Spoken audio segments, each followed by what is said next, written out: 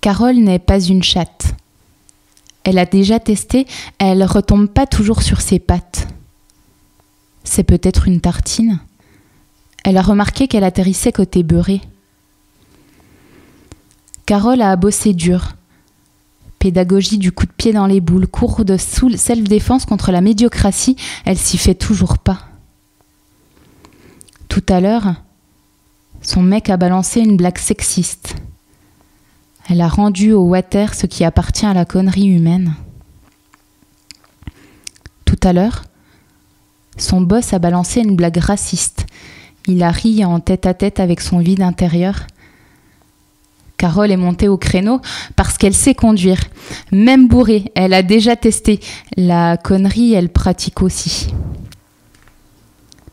Tout à l'heure, sa voisine a balancé un truc comme ça qu'elle a lu, vu ou entendu quelque part, elle ne sait plus.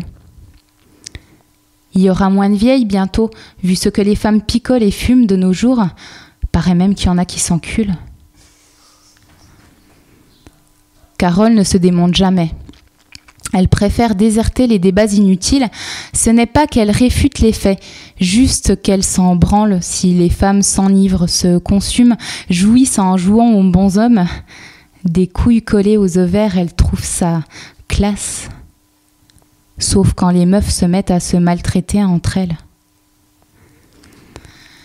Elle n'a pas d'amis noirs, n'aime pas plus que ça le tagine, juste des élans de tendresse, parfois pour des pas pur sang, parfois des pas d'ici, parfois pour des gars du coin. Qu'est-ce que ça change ? Ça lui fait toujours quelque chose quand on parle de ces gens-là et que ça n'a rien à voir avec les bourgeois. Carole n'est pas une chienne non plus. Même si ça lui arrive de temps à autre, c'est peut-être une salope. Elle a remarqué que c'était tendance aujourd'hui. Carole emmerde la mode.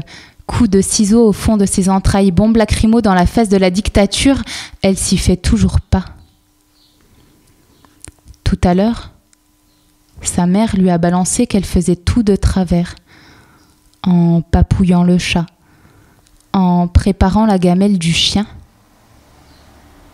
Il y a des jours comme ça où Carole aimerait bien n'être qu'une chatte, qu'une chienne, histoire que quelqu'un écoute la bête en elle.